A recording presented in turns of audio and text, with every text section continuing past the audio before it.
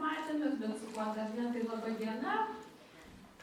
Ir tęsime toliau mūsų knygų mugės renginius. Turime ypatingą svečią, gerbiamą Henriką Vaitiekūną. Sveiki, visi čia ypatingi labai, taip. Turbūt pristatinėti mūsų svečią tikrai nereikia, visi puikiai pažįstame. Žinot, kaip pradėjo jūs parašyta? Pagaulių istorijų ir žurnalistikos meistras. Tai mažakas, kad ką rašo. Bet žinot, gerbiamas Henrikai, aš tai jūs visada pažinojau kaip tikrą žurnalistikos meistrą. Jūs gal galėsit papasakot, nuo kada jūs darėt felčerį bagažą? Aš labai tikiuosi. Taigi, Henrikas Vaitiekūnas ir jo knyga Felčerio užrašai.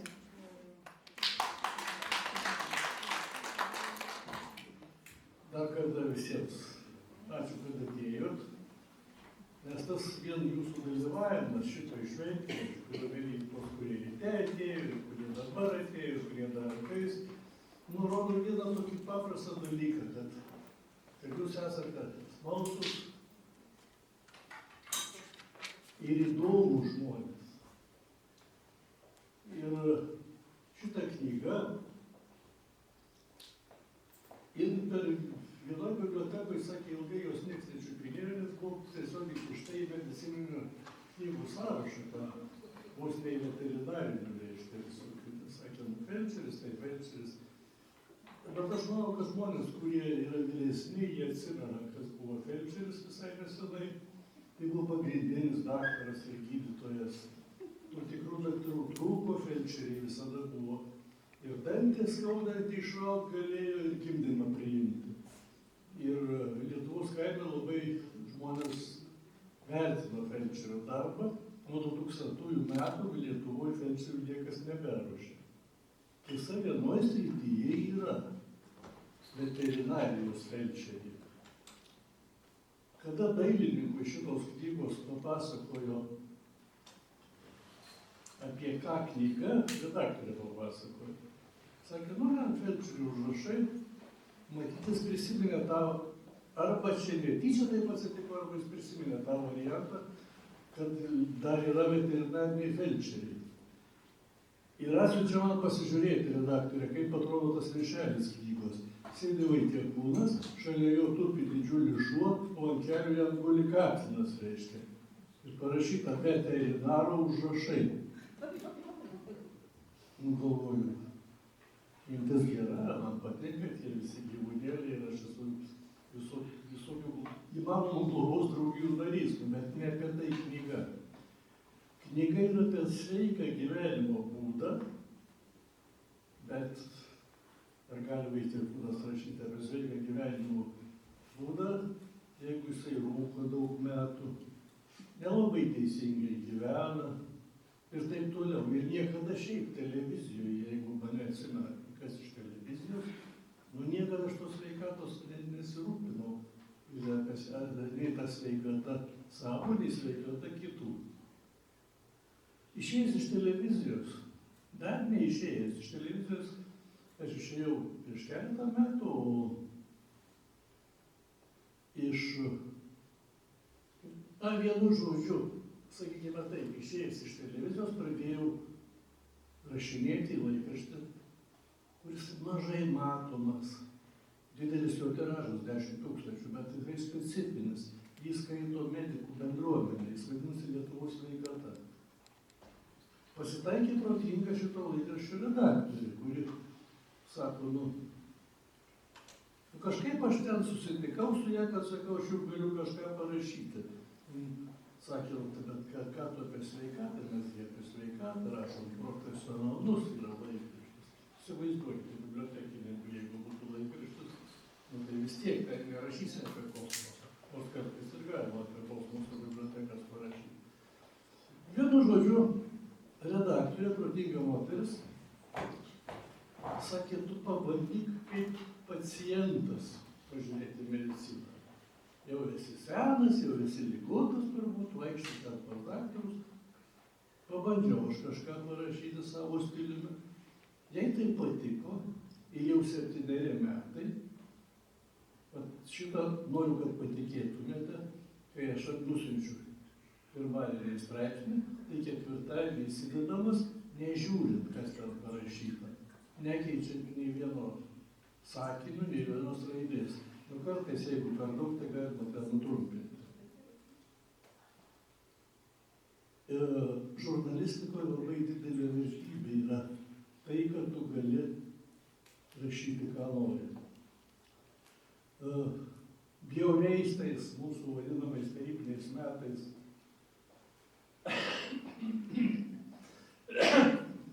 aš buvau kažkokio moksleiviško literatų konkurso respublikinio laureatas. Būtų rašytojas Mikelinskas, jo knygas galite rasti ir šioje bibliotekoje. Geras rašytojas. Ir tada prieš daug metų, sakykime, prieš 40 arba daugiau, prieš 50. Mes su juo pasišnekėjom, jam patiko tai, ką aš rašiau. Mąstymas toks truputėlį nestandartinis. Aš sakiau, nu aš noriu rašyti tai, ką noriu, tai rašau. Prisiminkim, ką tik pasakiau, tai buvo tie metai, kai galiojo cenzūra. Tai prieš 50 metų rašytojas Mikelinskas man pasakė, atsiprašau, sakė, pradžioj tu turėsi rašyti tai, ką reikia. Ir tik po daug metų galbūt išsikovosi teisę rašyti tai, ką nori. Ir aš galvoju, kad taip ir atsitiko. Aš rašau, ką noriu. Ir rašau, tarsi sakau, felčeris, pagrindinis gydytojo patarėjas, ir tarsi aš rašau apie sveikatą šitoj knygai. Bet turbūt 90% čia yra apie mūsų proto sveikatą. Apie tai, kaip mes mąstom, kas mes esam ir apskritai ir mąstom. Kai šiandien aš pasižiūriu televizijas, ypač rinkiminės kokias nors laidas, tai aš pasibaisėjau, žinau. Nu niekas nemąsto Lietuvoje. 5 bepročiai sėdi šneka ir galvoju, kiek dar bepročių sėdi prie televizijos ir dar klauso. Išjungti tai reikia, nes tai gadina sveikatą. Štai apie tokią sveikatą aš ir rašau, bet ne taip liūdnai, kaip dabar papasakoju. Kada dėstau, dabar nebedėstau jau, bet dėsčiau studentams, visada sakydavau, kad jie nieko neprastesni negu jų dėstytojai. Jie taip pat moka mąstyti, jie taip pat originalūs, jie taip pat žino puikiai kalbą ir jos niuansus, bet yra vienas momentas, kuo tie dėstytojai geresni už tuos studentus ir kuo jūs geresni už savo anūkus ar vaikus. Mes, vyresni, deja, tenka tai konstatuoti, turime vieną dalyką, kuris įgyjamas ne iš karto. Tas dalykas vadinasi patirtis. Aš, pavyzdžiui, pasakysiu, 57 metų spalio 4 dieną, ir nerūpi jokiems mano anūkams, kas tą dieną buvo. Bet man į galvą įkalta, tada pakilo dirbtinis Žemės palydovas pirmas ir mes buvom vaikai ir kosmosas labai mums rūpėjo. Ir visą dieną laukiau tėvo grįžtančių iš žvejybos, kad galėčiau, nes jokių telefonų nuomerių nebuvo, kad galėčiau jam pirmas pasakyti, kad Gagarinas išlėkė į kosmosą. Mums tai atrodė įdomu. Šitoje knygoje vėlgi patirties dalykai susieti su juokinga, kartais kvaila, kartais bet kokia mūsų gyvenimo tikrovė. Ir su pastebėjimais, kuriuos rašantis žmogus privalo pamatyti, tuo jis ir skiriasi nuo nerašančio, kad jis privalo pamatyti. Aš turiu omeny, kad profesija vėl žurnalistika. Šiandien, jeigu mes čia pradėtume kalbėti apie žurnalistiką, būtų įvairiausių jūsų nuomonių. Aišku, atsirado mėly pavardas, šitas žurnalistas žinomas ir geras, šitas kalba niekus. Pavyzdžiui, pasakyk pavardę Užkalnis ir nuomonių bus 3 arba 5. Vieniems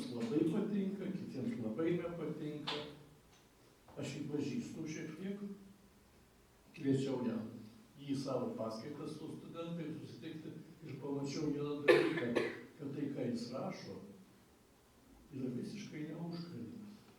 Užkalnis yra paprastas, kuklutis, gal netgi kompleksuotas šiek tiek žmogus, bet jis paima ir meta tokią frazę, dirbkite taip stipriai kaip aš ir galėsite taip skaniai kaip aš valgyti.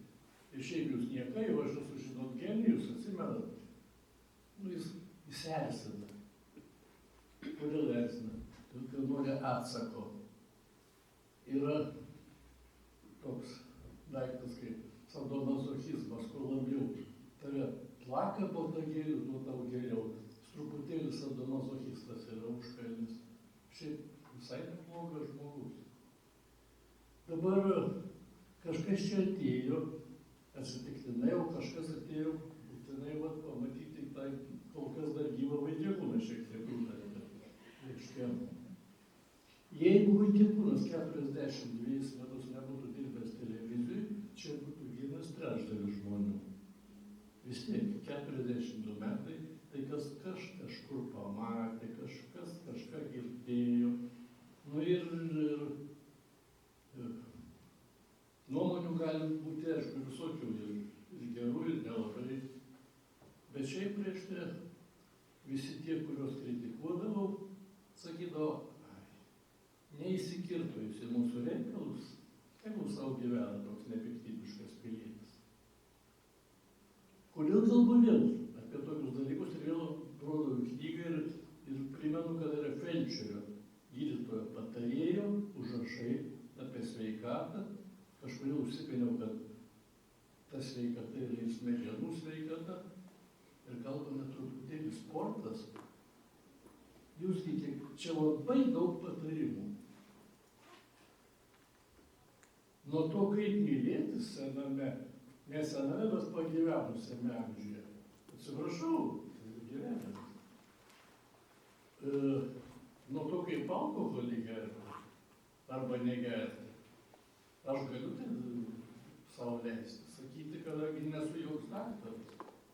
Beje, dėl to patarimų sveikatos. Dažname knygos rašinyje yra toks kažkur tarp eilučių nuskamba toks. Visada pasigirsta toks. Bet dėl viso pikto pasitarkite su savo gydytoju. Tai tarsi aš lašelius nuo savo apsiausto nusikratau ir aš vėl nekaltas. Tai nėra rimta knyga, bet aš jums dabar būtent pavyzdį pateiksiu. Ar tai rimta ar nerimta, nuspręsite jūs. Stovi namuose Vaitiekūnas ir sako Vaitiekūneniai, kur po galais mano vėlinas megztinis. Vaitiekūnenis sakė, kadangi žmogus taip pat turi šiokį tokį humoro jausmą, sakė, 40 metų mes gyvename, tu vėlino megztinio nesi turėjęs. Kaip, sakau, vakar aš buvau jį užsidėjęs. Nesakė, jis yra juodas, galbūt pilkas šiek tiek, bet tikrai nepilkas. Galima į tai nusispjauti, nekreipti dėmesio, bet galima paimti ir pradėti ir pabūti smalsučiu, pradėti ieškoti. O kodėl taip jį pasakė? Jūs suprantat, po vieno narstymo internetuose ir Google'uose sužinai, kad vyrai ir moteris spalvas mato skirtingai. Moteris, aišku, kaip ir dera, 20 kartų ryškiau ir daug daugiau. Turbūt esate girdėję apie tai, kad vyrai ir moteris labai skiriasi. Moteris gali vienu metu daryti 5 darbus. Ir vaiką prižiūrėti, ir žiūrėti serialą tuo pat metu, ir dar su vyru pasibarti ir morką tarpuoti. Vyras negali, vyrui turi būti vienas darbas tuo metu, o po to jau tik tai kitas darbas. Štai apie ką yra šita knyga, parašyta su nemenka doze jumoru, tiesa, kvaduotis joje nėra kur, bet nusišypsoti 100 kartų gali. Kitas dalykas yra smalsumas. Mano anūkui, kuriam dabar 21 metai,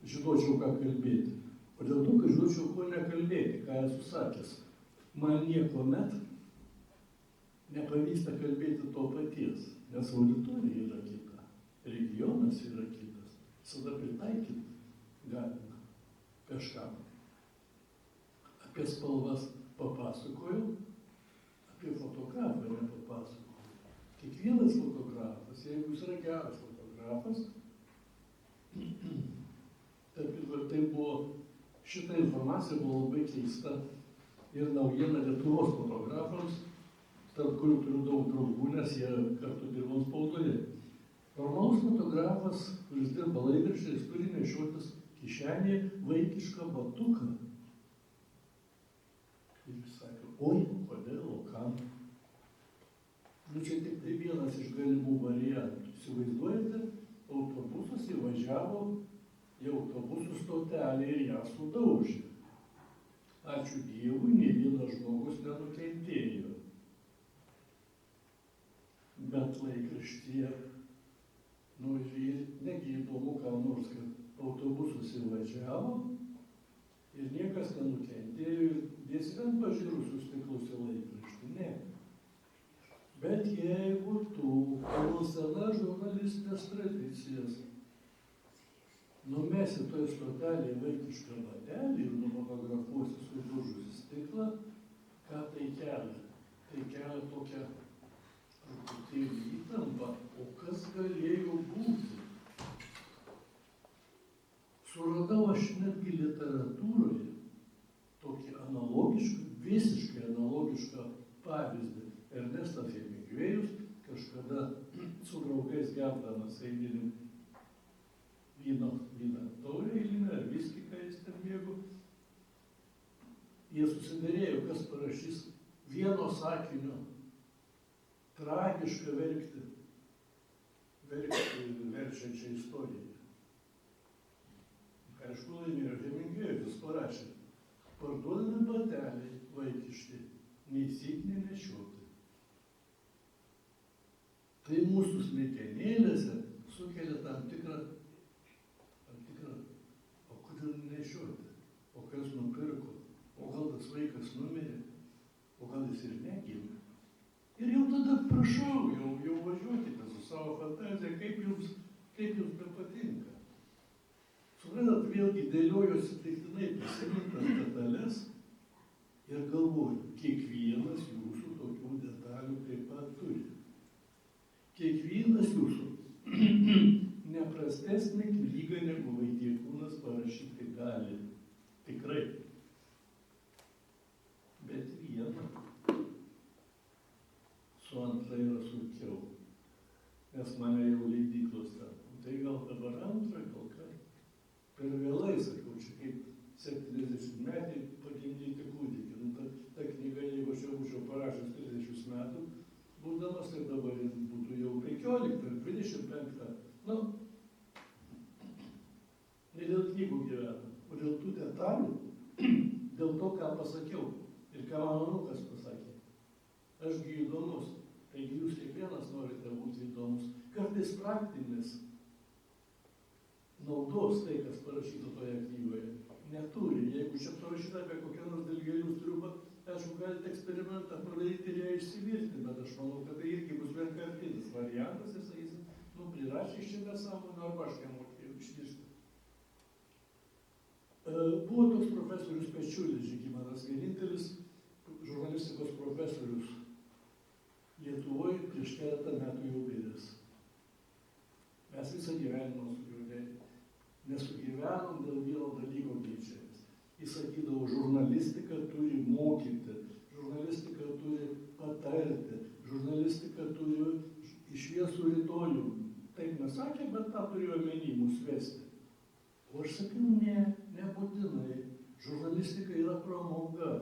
Ir pats didžiausias komplimentas, kurį esu girdėjęs, jis tiesai skamba neįtikinamai ir fantastiškai, kad Vaitiekūnas kažkada važiuodamas troleibuse išgirdo priekyje du vyrus, kalbančius apie jo reportažą. Sakė, matei apie Vaitiekūno reportažą? Mačiau. Nu, geras buvo? Nu, labai geras. Nu, prisijuokė? Nu jo, juokinga ten buvo. O paskui sako, o ką jis ten rodė? Ir abu nežino ką. Aš manau, kad gali būti toks variantas, akimirkos variantas ir gali būti tokia televizija. Ne taip, kaip profesorius šviesaus atminimo Pečiulis sakė, kuri turi auklėti, mokyti ir moralizuoti, o kaip pramogos elementas. Kodėl žmogus supasi ant supoklių?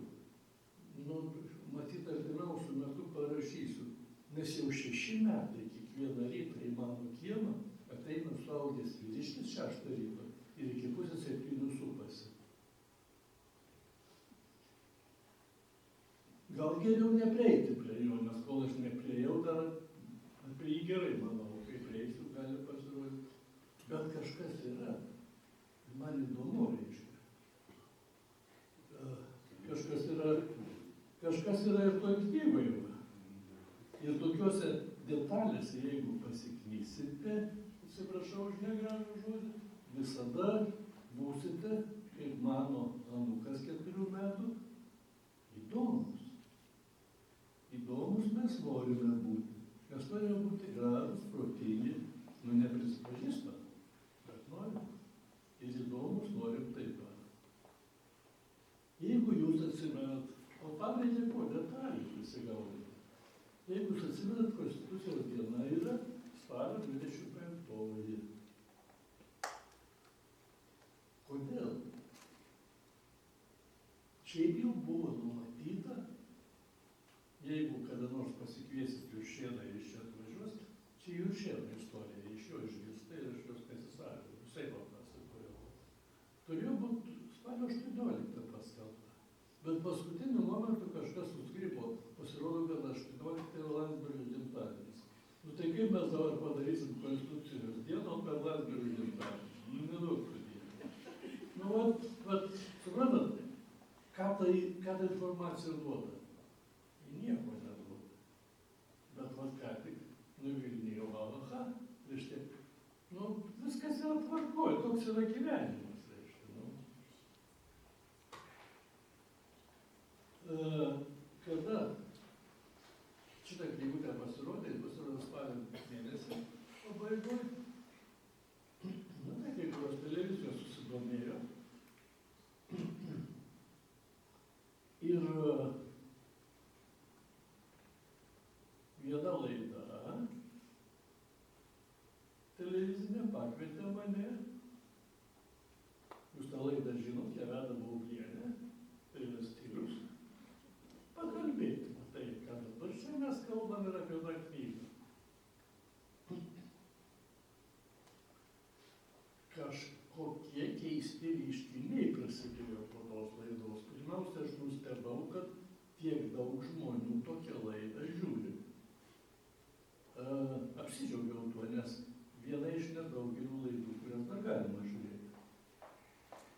Bet kitas dalykas, labai nuliūdau, dėl ko jie man prasidėjo skambučiai. Skambina pusbrolis mano gyvenantis Alytuje. Niekada pas mane nebuvo svečiuose. Sakė, tu žinok, man mano draugas ministras skambino. Sakė, kad tave rodė. Nu ir ką sakiau. Jis sakė, ar tu matai, kaip tavo pusbrolis gyvena? Ar tu matai, kokie paveikslai? O kokie pas jį fotelė, koks stalas, kokios kėdės? Sakau, aš sakė, tu tikrai tam taip gyveni? Nu gyvenu, sakau. Bet kai 3 skambučiai iš eilės buvo tokie pat, niekam nerūpi, ką aš ten kalbėjau. Net tai apie knygą, kai kas sužinojęs, į 2 vietą jam užnumė. Visi sakė, nu kur tu čia dabar gyveni, kokiuose rūmuose. Baublienė norėjo nufilmuoti šitą laidą namuose, kaip visas dažnai filmuoja. Vaitiekūnė, kaip visada pasakė, jokių televizijų čia nebus. Jau bent šitą paliktų. Pasakiau, Vaitiekūnė televizijos nepriėmė. Tai mes nuėjom ir nufilmavom tą laidą Stiprių viešbutyje. Ir visi sakė, va kai Vaitiekūnas gyvena. Nu, suprantat?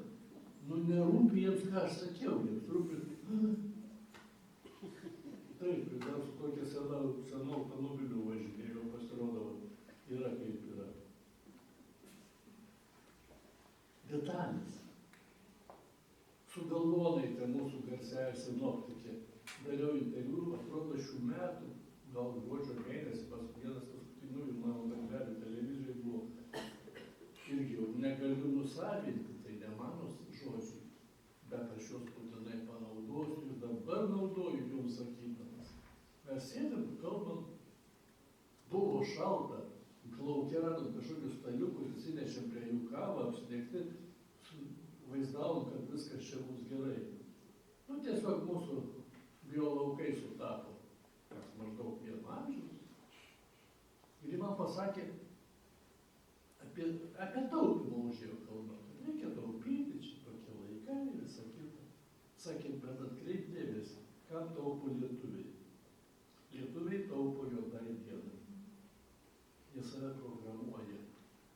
Jie jau programuoja, kad ta juoda diena būtinai ateis ir jinais yra neišvengiama. Sakė, pataupykit baltai dienai. Linksmoms atostogoms, geram valgiui, dar kažką. Ne juodai dienai. Ir žinokit, čia vėl apie tai, apie ką knygoje tiesiogiai nerašoma, bet užsimena. Tas programavimas toks juodai, negerai, karui, po karo, palieka savo pėdsaką. Detalės. Ir vat aš visada prašau jūsų į jas atkreipti dėmesį.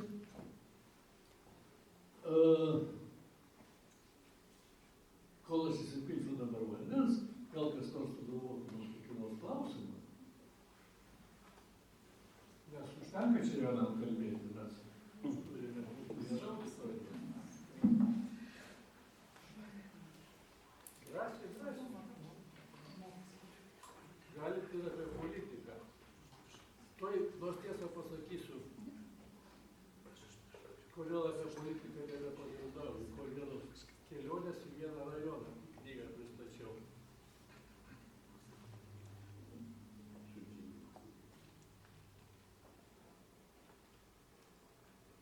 Galima, aš tokią mintį pasakysiu, įsigijau štai knygą ir galvoju, paimsiu ir atsiversiu.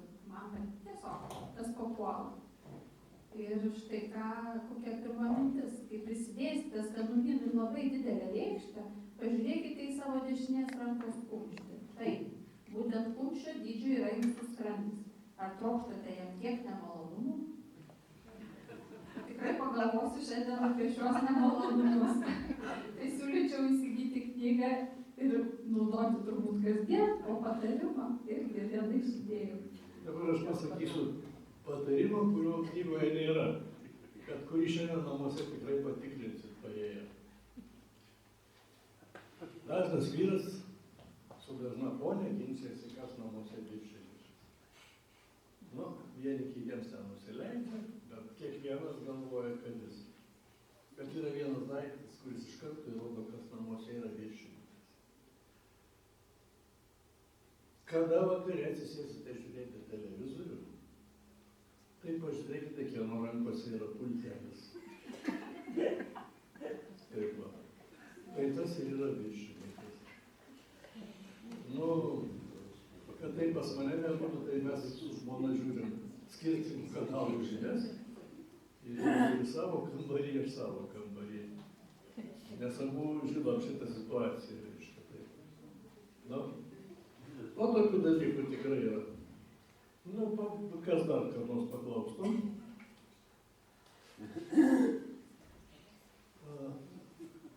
Drąsiai. Ai, nebaigiau sakyti apie politiką, reiškia. Paliksiu jums to rajono pavadinimą patiems sugalvoti, tai yra vienas iš Lietuvos rajonų, bet jau labai toks komunistinis. Iki šios dienos jis toks išliko. Ir jame svečiuojantis, pristatant knygą, reiškia, nu tai sakiau, sumokės, klausim visada, kai važiuoju, kiek čia reikia sumokėti už tą pristatymą. Paprastai sakau, už benziną sumokėti ir viskas. Tai jie paskaičiavo, sakė, nu tai ar užteks 150. Ir vienas gal sakau, užteks. klausia, už ką jūs balsuosit per rinkimus. O aš netyčia leptelėjau, kad už Šimonytę. Šiaip savo pasakiau. Nu, galvoju, koks čia skirtumas ką. Gavau honorarą 51 eurų. Kažkodėl dar tą vieną pridėjau. Bet aiškiai, reiškia, dėl to. Aiškiai dėl to. Tai dabar jau niekam nebepasakau. Yra mistinių dalykų toje knygoje. Nu, dar tas tie degtukai, tai degtukai. Bet kartais, kodėl pasakoju, kad yra, matau, kad auditorijoje vienas kitas žmogus, aš jau nuleidęs galvą įstengsiuosi nežiūrėti, yra, kuris labai mėgsta tos mistinius dalykus.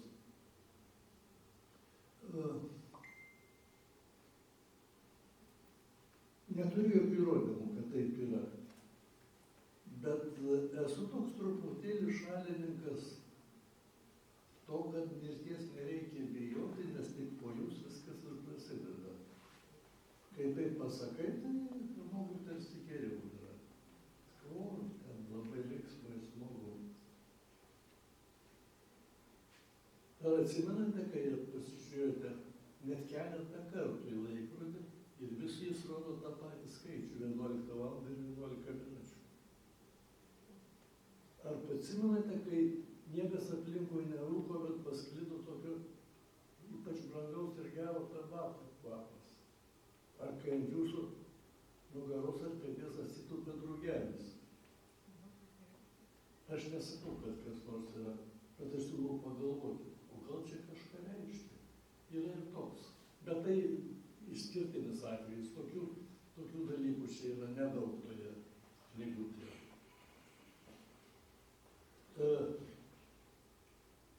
Labai nesunku yra, ypač nedidelėme mieste, kaip Elektrėnai gyvenant, neišvykti iš maršruto. Darbas, mokykla, biblioteka, parkas, kapinės, žinomi keliai. Ir žmonėms kartais atrodo, reikia išvažiuoti, prasiblaškyti, bet nėra kada išvažiuoti, galimybių gal nėra išvažiuoti. Galima visą tai rasti savo mieste, savo netgi kaime.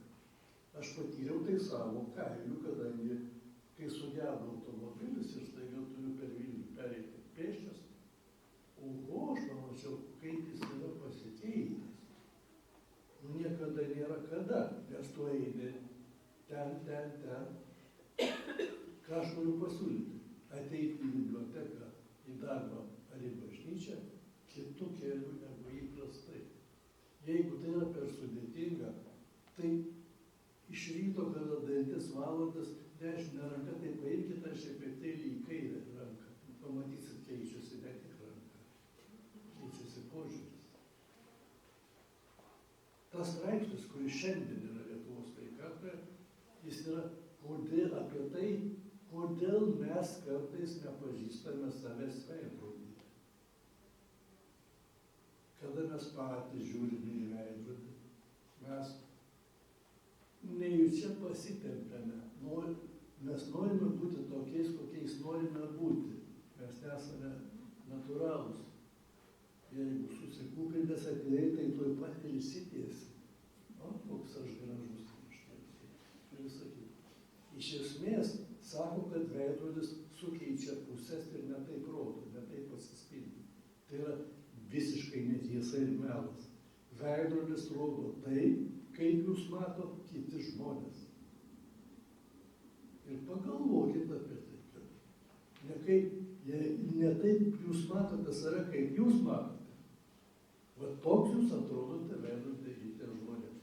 Čia vėlgi didelė studija, čia vėlgi mano žurnalistiniai bandymai kažką paaiškinti, bet jie visada lieka tik tai žurnalistiniais, nes į vidų nereikia lysti. Kai žinot, kas yra žurnalistas? Tas, kuris žino apie viską po truputuką, iš esmės nieko. Viename susitikime Panevėžyje manęs paklausė, klausykit, tėdukai, bet kad čia jūsų knygoje, nieko čia jūsų nėra. Čia yra iš Google galima paimti ir sudėlioti. Čia norėta mane labai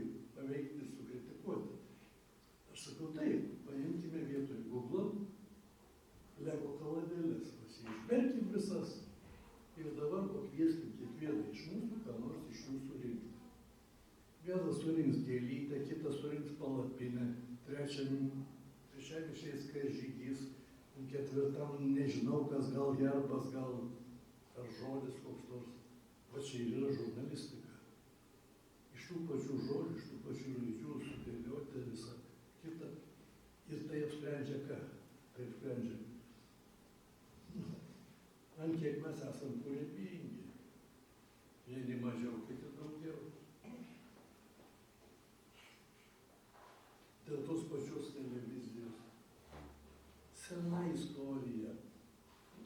Viena televizija, užsienio televizija, esanti saloje, parašė, kad, ten tokie praneždavo, jau kas vėjas praneša televiziją, mažytė salelė gyvena.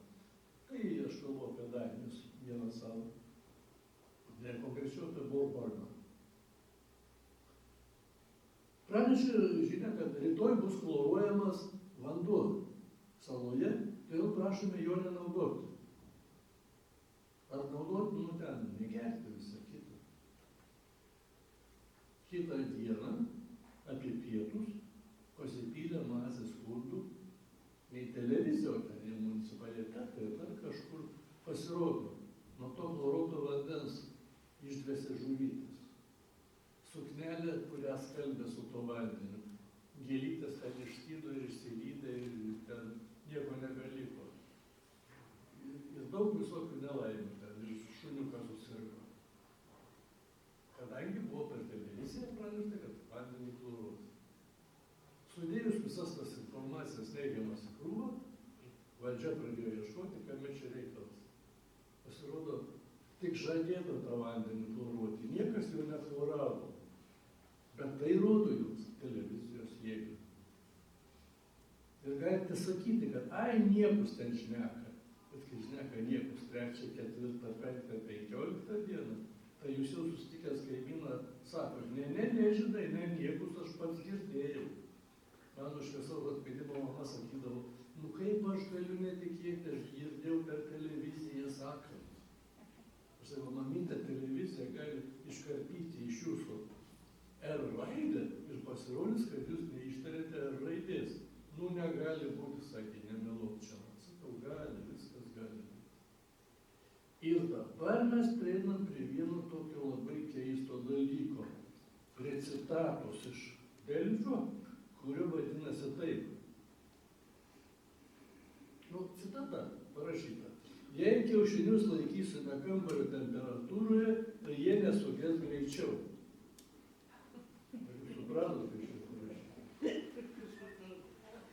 Kitas iš to paties puslapio. 6 citrinos sveikatai naudingos savybės. Citrinos sveikatai. Tai ką sakyčiau, durni tie žurnalistai? Va čia yra problema ta, kad ne žurnalistai rašo. Jau dabar pusės straipsnių, kuriuos jūs skaitote, Lietuvos ryte, Delfi, 15 minučių, yra rašyti dirbtinio intelekto. Tu jam duodi užduotį ir jis parašo. Juras Jankievičius, laidos Mano pasas meluoja. Autorius ir klausimėlio autorius davė užduotį dirbtiniam intelektui sukurti laidos Mano pasas meluoja planą, kad tai būtų laida apie pensininkus, žmonės, kurie yra aktyvūs ir dar dirba, ir smagiai kažką dirba, kaip turėtų ta laida atrodyti. Dirbtinis intelektas 12 variantų išdavė. 10 iš jų buvo iškart iš šiukšlių dėžę, 11 buvo taip vykęs, nevykęs, o 12 buvo vienas prie vieno tos, kokia dabar yra laida. Dirbtinis intelektas mokosi pats iš savęs ir tobulėja. Jeigu susitiksim po kelių metų, aš jums apie tai labai daug galėsiu papasakoti, nes tas 4 metų gražuolis, kuris sakė, aš esu įdomus, šiuo metu studijuoja dirbtinį intelektą. kadangi tai tik pirmas kursas, tai aš sakiau, tu tik išsilaikyk ten, o po to kalbėsi. Nes tai labai svarbus mokslas, ištisinė matematika ir visa kita. Ar jis grėsia mums ko nors? Be abejonės. Visų pirma, bedarbystė, kadangi sėdės čia dirbtinis vaikėkūnas ir klausysis jo dirbtiniai elektriniškai. Nu, kažkas ne taip daro. Pagrindinis pasirinkimas, pagrindinis pasiūlymas, kurį aš iš tos mūsų, sakykime, pamokos čia dėstomos, nors neturiu teisės taip sakyti, nes nesu ryšesnis už jūs.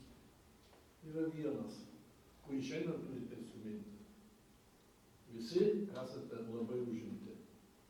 Ir aš šiandien jau pasakiau jūsų bibliotekos vadams, sakau, niekad nemaniau, kad tada, kai mano mama buvo pensininkė ir sakydavo, neturiu laiko, aš nesuprasdavau, ką tai reiškia. Dabar suprantu, pensininkai neturi laiko. Todėl viską jūs planuojate. Labai daug ko jūs nespėjate. Patarimas, kuris turėjo būti šitai knygoje, bet dėjo nesuspėta įrašyti dėl ankstyvo autoriaus mirties, juokauju, 25 pagrindinius punktus susirašykite, kuriuos turite padaryti. Eilės tvarka. Ir po to 22 išbraukite visiškai ir sudeginkite. Padarykite tos 3. Pamatysit, koks tai didelis bus jūsų pasiekimas. Tikrai taip. Dar turim labai daug apie ką kalbėti, bet aš nežinau, kiek čia mes turim to laiko, kiek turim galimybių. Antra vertus, noriu vis tiek kažkokį klausimą sulaukti. Drąsiau. Įtarimą man kelia jūsų konspektai. Turbūt nusikelti į Delfį. Ką vaikėgunas išnekėjo. Aš per lizdą liežuvį kartais pakenčiu, bet tai yra neįveikiama jėga. Neįrašyta, bet užrašyta. Nu, paklauskite, kas nors, ko nors netikėtų. Parodykite, kad ne šiaip saugi čia atėjo. Nu tai, negi aš turiu būti kaip tas mano anūkas, turiu pradėti sakyti, negi aš jums toks neįdomus. Užduosiu nelabai įdomų klausimą, bet man įdomu. Kiek metų žurnalistikoje dirbote? Sakote, kad gruodį jau buvo paskutinis berods portalas. Pirma publikacija, laikraštė Tarybinė Klaipėda, buvo 65 metais. Tai dabar skaičiuojam. 75, 85, 90, 15, 60.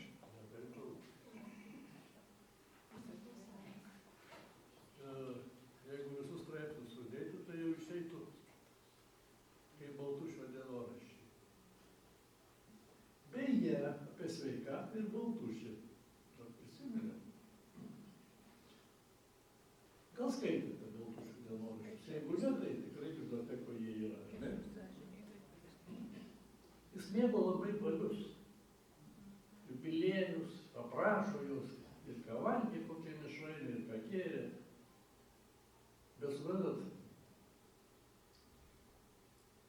pažiūrėkite, kokius jubiliejus išventė. 40 metų, 50 metų, labai rimtai 60 metai. Buvo didžiulė šventė. Bijau suklysti, bet manau, kad gal ir neklystu.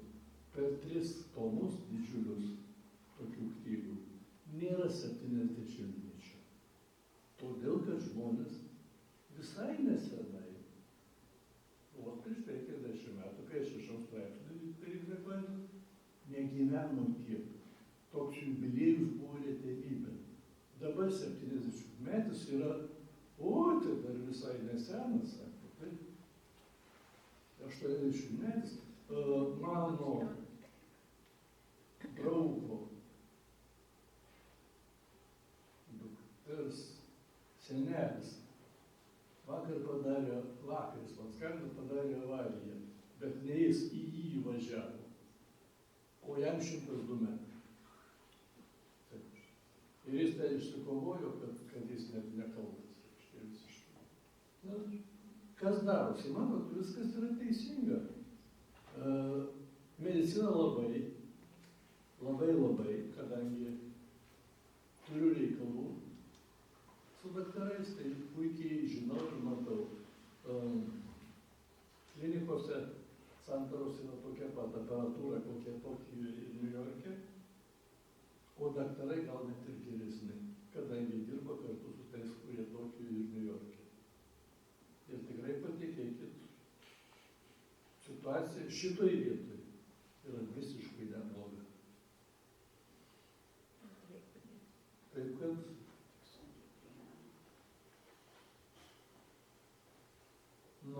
kas dar? Kas dar? Iš senų kas nors?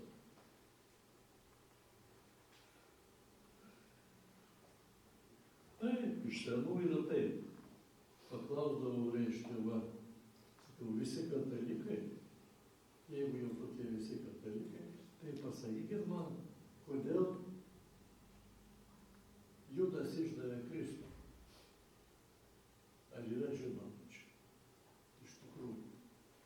Kodėl? Bandžiau netgi vieną kunigėlį išklausti, bet nepavyko provokacija, jis žinojo. Nesenai čia visi skaito apie tą, kuris milijonus pralošė kazino. Ir nieko jūs apie jį nebegirdit ir nelabai ir girdėsit jau. Visada mažai girdi, kada yra su kuo pasidalinti. Kalba yra apie tai, kad Judas buvo apaštalų draugijos buhalteris ir šiek tiek pereikvojo pinigėlių. Ir galvoju, pabučiuosiu aš Kristų ir nereiks man to pinigėlių atiduoti. Štai kur ir paslaptis. Suprantat, vėl tas pats. Apčiuopiamos naudos iš to tarsi nėra, bet jūs papasakokit penktadienį visą tai, užduokit šitą klausimą vakare arba dėlę gerdamas kam nors ir pasirodysit jam ir gražus, ir protingas. Nesakau, kad tai yra, tai suprantat, tai yra balansas ant tuštybės ribos, nes protingas žmogus, ar koks nors biznierius pasakys, ką man visą tai, neapsunkink niekais čia man galvos, aš turiu bėgti pardavinėti gėlytes ar žuvį, gaudyti, kepti ją, ką nors daryti. Ne, mūsų gyvenimas ne vien materialiniais dalykais. Kažkaip norisi. Džiaugiuosi, kad ateina pasiklausyti kažkas. Nors vėlgi matau, reiškia, vienodai kalbėjau, kai salėje buvo 10 žmonių ir vienodai kalbėjau, kai salėje buvo 204 žmonės. Aš sakau, bibliotekos vedėjai, bet iš kur jūs žinot, kad buvo 204? Negi suskaičiavo. Nesako, mes pastatėm 205 kėdės ir viena buvo laisva. Nusivat, kaip paprasta. O jūs žinot, kiek čia kėdžių? Ne? 84. Va.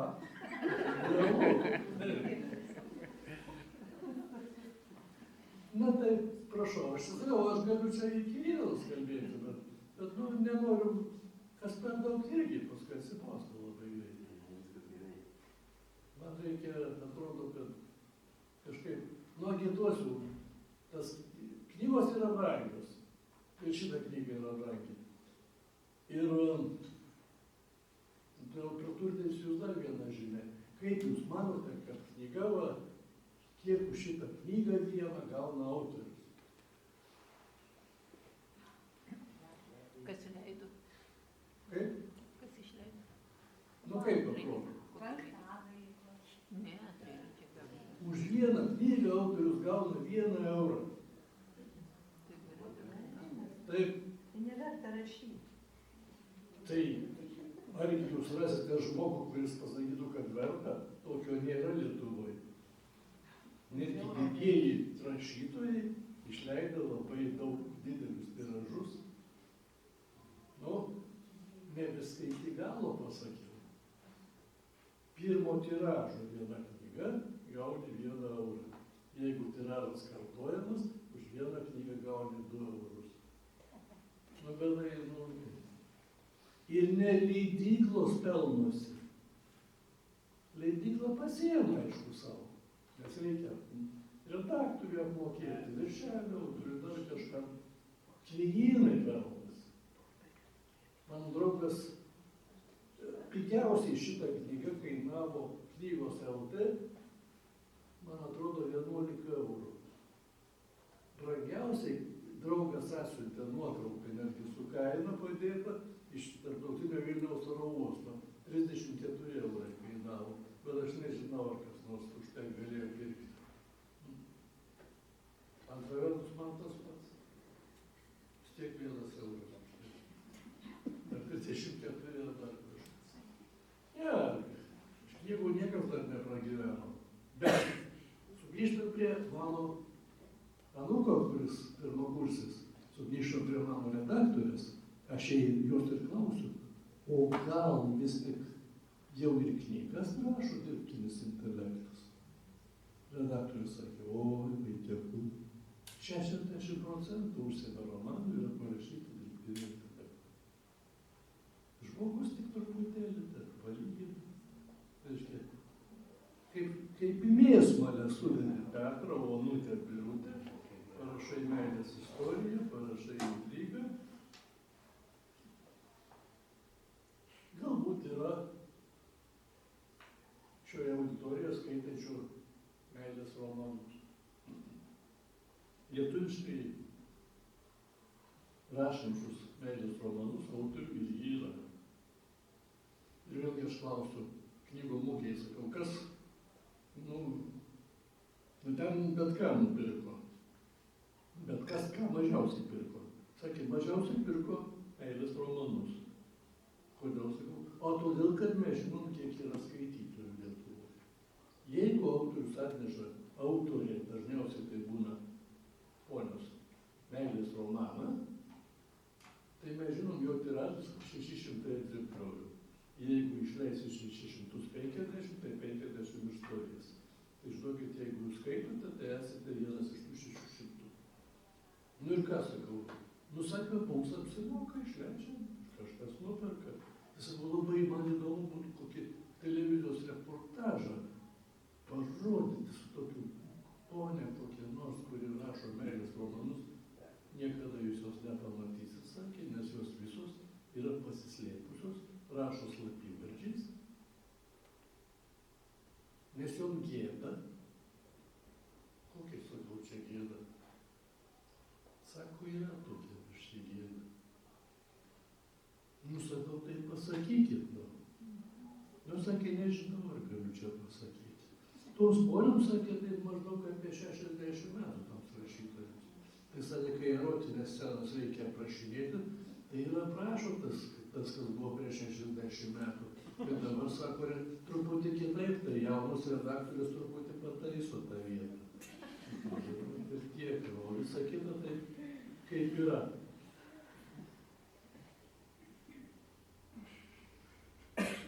Gal laikim?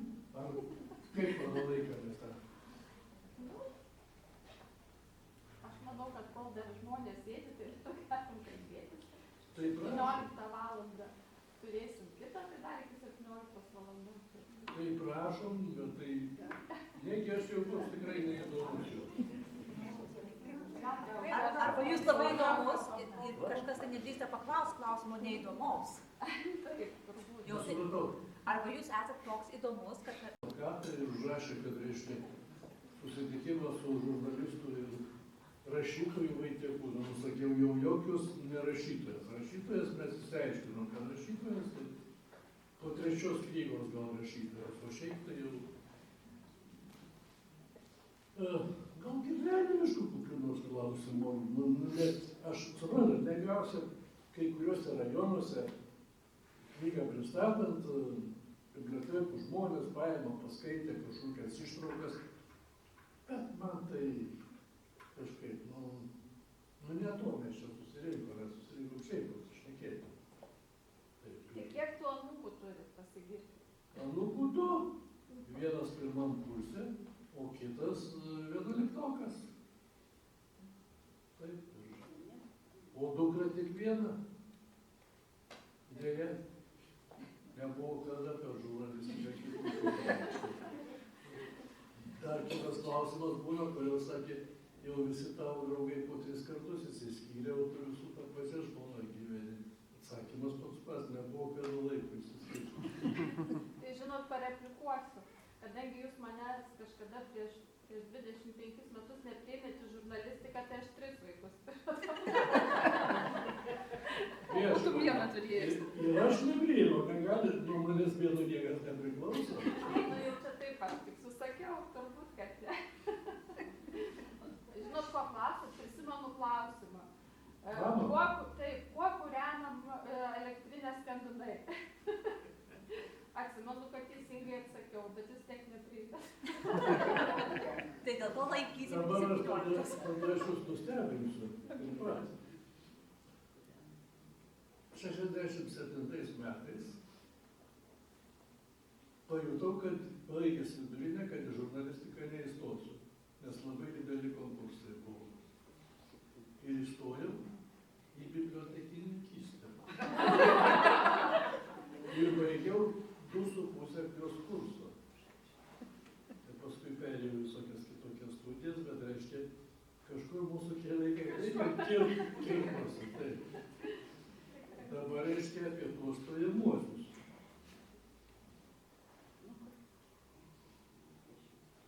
Viena panelė per stojamuosius, nu jau nieko neatsakė visiškai. Tada aš jai sakau, tai gal galėtumėte pagalvojus atsakyti man į tokį klausimą. Kaip jūs manote, ar galėjo Vaitiekūnas imti interviu iš Juozo Baltušio? Jis sakė, ne, niekaip ne. Sakau, kodėl? Todėl sakė, kad Baltušis gyveno 17 amžiuje.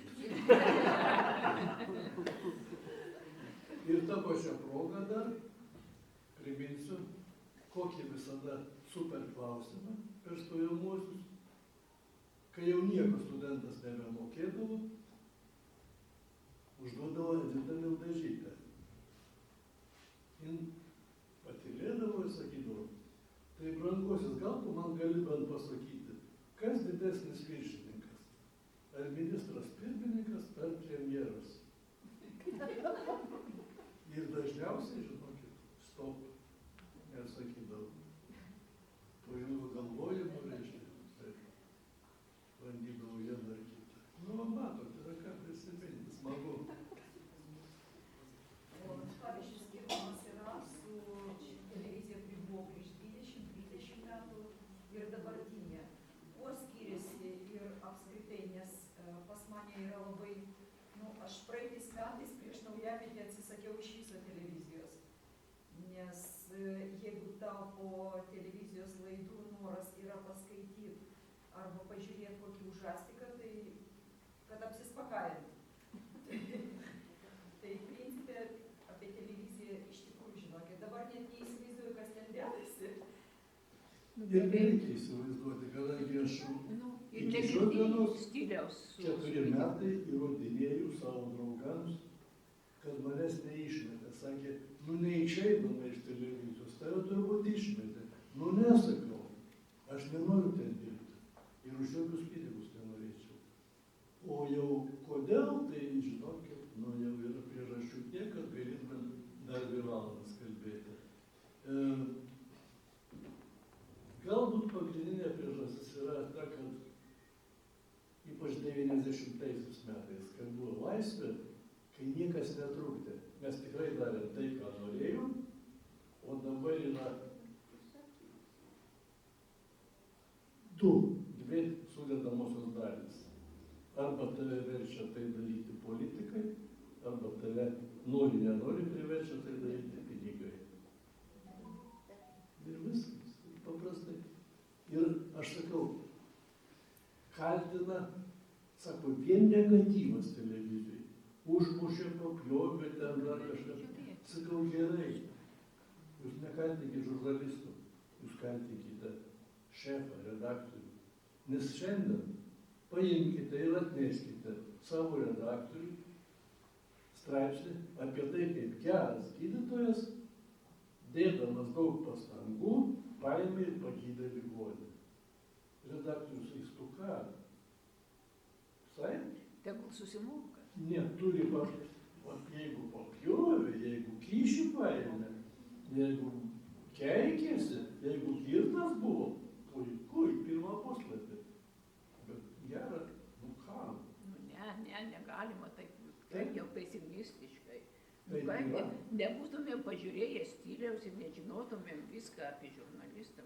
Taip, dabar sužinojau, kur aš Taip. gyvenu, kokia Ne. Sužinojau, Bet ar visą čia istoriją. kaltas yra Užsukti reikia. redaktorius, o gal čia žmonių noras skaityti tokius Jo. dalykus? Masių prašymas, kad šitaip rašyti. Aš turiu kitą klausimą. Sakykite, kalbam apie ateitį vis dėlto. Jūs pristatydamas savo knygą vis dėlto dar radote kažkokių minčių, kurių nepasakėt, kurių dar norėtųsi pasakyti. Tai jūs gal kaip Maironis tada, šitą Maironis tai vieną knygą išleido, tai jūs gal irgi taip, šitą knygą, kitą, tokią pačią, papildytą, ar bus nauja. Nes minčių tai, aš taip suprantu, Manau, kad nebus daugiau tų knygų dėl labai paprastos priežasties, kurią jūs nepatikėsite. Man labai sunku yra kiekvienam šitam susitikime kalbėti vis kitaip. Ir dabar aš jau 16 kartą kalbu vis kitaip, o dar liko iki gegužės pabaigos apie 11 tokių vizitų. Ir Vaitiekulinė man sako, nu kodėl tu važiuoji? Ar tu ką, pinigų iš to parveži? Sakė, jie iš vis juokinga, sakė, pats rašo knygą, pats perka, pats pardavinėja. Taip, aš suprantu ją, jis yra buhalteris. koks būtų geras pavadinimas, ką pasakytų Vaitiekūnė? Taip. Marytė, daug kartų jinai paminėta šitoje knygoje. Suprantat, žurnalistika irgi nėra bloga. Kai susitinku su jaunais žmonėm, jie yra kupini gerų idėjų, bet vėl kas nulėmė. Gerai rašantis, mąstantis, šiandien mažai uždirba žurnalistikoje. Tie Delfio mergaitės ir berniukai, kur per dieną reikia rašyti 4-5 kažkokius straipsnius ir kažkokią naujieną dar iš to išpešti. Jie nueina, vienas mano draugas nueina energetikos ministro padėjėjų. Sakau, ką tu supranti apie tą energetiką? Nieko sakė, bet gaunu 3,5 tūkstančių. Ir viskas. Ir po truputį išmoksta. Suprantat? Pats juokingiausias sakinys, kur čia ir pasakysiu, bet man pinigai, žinokit, nerūpi. Kadangi kelnių turiu iki smertis, batų dar kokias 6 poras, tai tik tai benzinų ir cigaretė. O Vaitiekūnė, jeigu tai girdėtų, sakytų, man gėda, kad taip šnekėtų. Taip, iš tikrųjų taip. Ir dabar, kada šitos šaltos dienos, Vaitiekūnė sakė, aš įsijungiu savo šaltą, savo radiatorių elektrinę. Ir sakė, nu tai, kiek kainuoja elektra? Sakau, aš susimokėsiu už elektrą atskirai. Ir susimokėsiu. Jis supranta, kadangi yra buhalteris. Pačia gyvenimiški dalykai. Aš norėjau pradėti šnekėti apie tai, kad nėra tokia bloga ta žurnalistika ir nėra bloga ta televizija. Viskas pasikeis. Aš nesuprantu vieno dalyko. Normaliam pasaulyje, sakykime, nenormaliam buvo Amerikoje. Ir šiandien laikraščiai skaito, tokio storumo laikraščiai perkami. Dabar man skambina vakar iš Žemaitijos. Mes čia tokį, žinot, vienas rajonas neišgali įsilaikyti, tai 6 rajonų laikraščių kuriam, ar jūs nesutiktumėte mums parašyti. Apie ką? Nu tai apie aktualijas. Kodėl čia mašinų ekologiją tikrins, dar kažkokį. įdomu. Anksčiau būdavo taip, reiškia, tai, kad tu paskaitai laiką, tu jau skaitai internete. O tai, kas yra žurnale, tai vėl tas pats. Žurnalas visai kas kita. Žurnalas turi eiti į gylį. Jis turi rašyti tai, ko nėra ne vienas laikraštis parašęs. Bet kiek reikia sąnaudų. Kai reikia sąnaudų, reikia pinigų mokėti tam žurnalistui. Ir tada užsidaro ratas. Pinigų nėra. Visi nori uždyką greitai. Kaip žinot, tai jeigu čia mes padarytume, kad įėjimas į susitikimą su Vaitekūnu kainuotų. Žiūrint kiek. Nu, jeigu 1 eurą, tai žiūrėkit, dar ir kažkiek susirinkčiau. A kur dėt paskui? Problema. Paskui paukoti beglobiams gyvūnams. Kažkaip yra klausimai, kuriuos sunku atsakyti, bet diskutuojant visada yra lengviau rasti variantą. Tai ir jau pravočykit, kad jeigu čia kažką ne taip šiandien prišnekėjau, liežuvis mano ilgas, bet turiu pasakyti, kad vėl neprišnekėjau to, kas yra nuobodu. Nu, man pačiam taip atrodo. Jums gali atrodyti kitaip. Ačiū, kad atėjau. Ačiū, kad pagalvot. Jeigu dar paskaitysit, nu, kaip čia pasakius. Jauniems žmonėms sakau, kad nepirkit šitos knygos. Neturėčiau taip sakyti. Bet jauniems žmonėms jos nereikia. Jis bus jums gera, kai sukaks 50. Taip. Jauni žmonės gali šitą knygą pasitaisau, pirkti savo močiutėms ir seneliams. Taip. Ačiū.